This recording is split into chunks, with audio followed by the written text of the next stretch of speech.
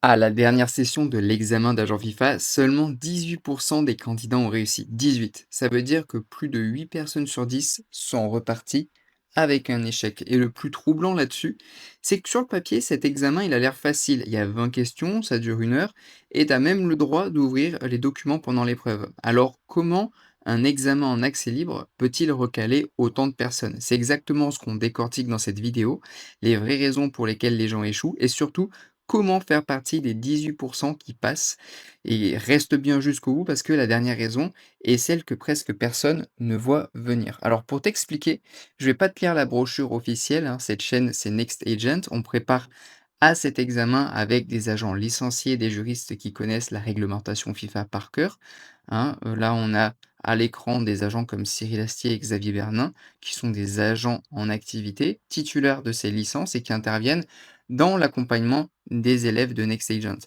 Et ce sont donc des gens qui ont vécu cet examen, qui aujourd'hui sont sur le terrain et qui savent exactement où les candidats se plantent. Donc on y va. D'abord, les faits, parce que beaucoup arrivent sans même savoir à quoi s'attendre. L'examen FIFA, c'est 20 questions à choix multiples en 60 minutes. Donc pour réussir, il te faut 75% de bonnes réponses, soit 15 sur 20 minimum.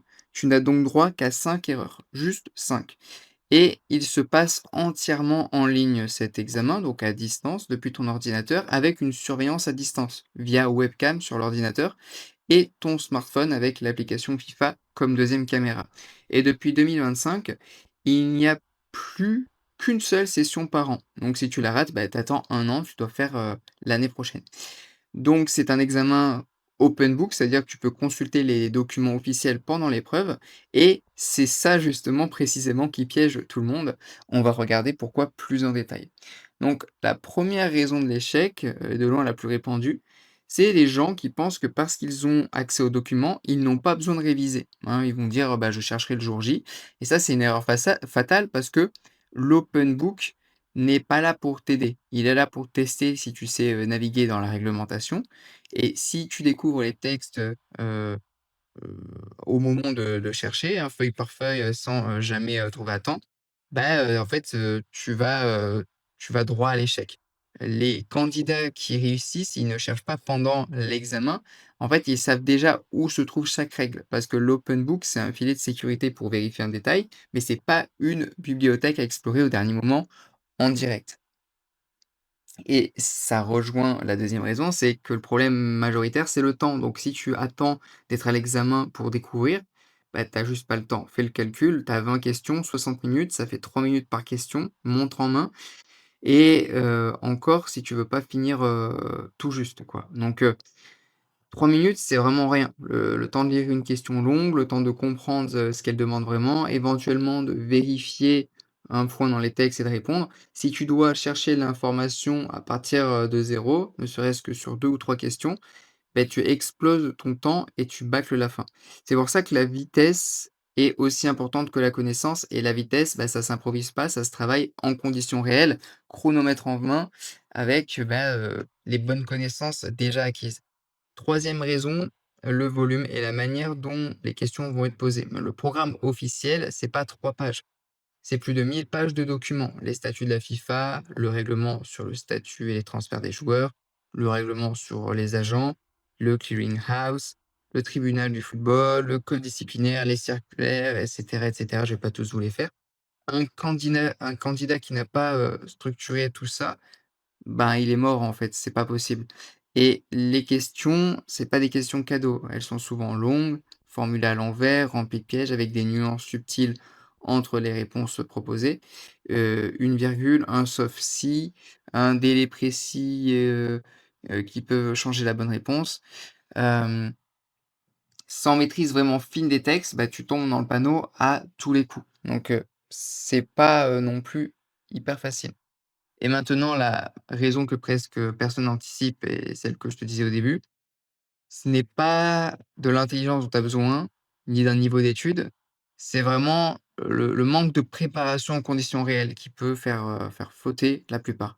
La plupart des candidats, ils lisent des documents, ils disent: «C'est bon, je connais» et se présentent sans jamais s'être entraînés dans de vraies conditions. Le chrono, le format, les questions pièges, la pression, la navigation rapide dans les textes. Résultat, le jour J, il découvre l'épreuve pour la première fois et généralement, c'est là que c'est trop tard, hein. Ceux qui réussissent, ils font des dizaines d'examens blancs, chronométrés sur des questions qui ressemblent aux vraies, et cetera. Et le jour de l'examen, ils ne découvrent rien, ils exécutent directement. Et c'est toute la différence entre avoir lu le règlement et être prêt à l'examen. Et c'est exactement pour ça que la préparation encadrée, ça change vraiment tout.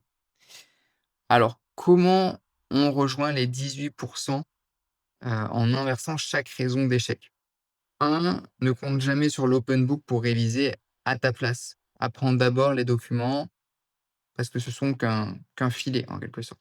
2, faut maîtriser la structure des textes. Tu dois savoir dans quel document et à quel endroit se trouve chaque type de règle pour aller la chercher en quelques secondes. Troisièmement, entraîne-toi en conditions réelles, hein. Chronomètre, examen blanc, questions au format piège, encore et encore jusqu'à ce que le format n'ait plus de secret. Quatrièmement, entoure-toi de gens qui connaissent ces textes par cœur. Un juriste qui te montre où sont les pièges, ça peut te faire gagner des mois. Fais ça. Fais cette liste et l'examen, qui recale 8 personnes sur 10 devient parfaitement franchissable pour toi. Donc, si on récapitule, si 18% seulement réussissent, ce n'est pas parce que l'examen est impossible, c'est parce que la plupart le sous-estiment. Ils croient que l'open book les sauvera, ils ne travaillent pas à la vitesse, ils se noient dans les milliers de pages, ils ne s'entraînent jamais en vrai. Si tu corriges toi ces 4 points, tu le passes.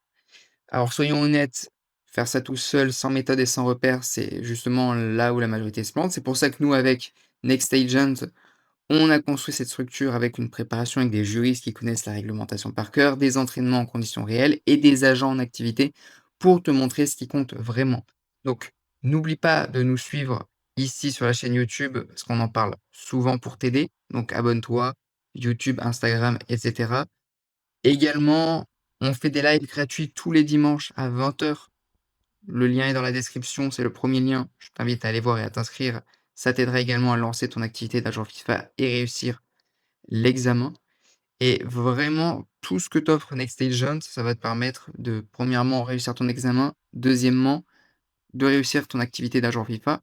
Parce qu'ensuite, il faut trouver les joueurs, etc. On en parle sur la chaîne. D'ailleurs, il y a une vidéo qui s'affiche juste au-dessus de moi qui est une formation offerte qui t'explique comment tu peux justement développer cette activité.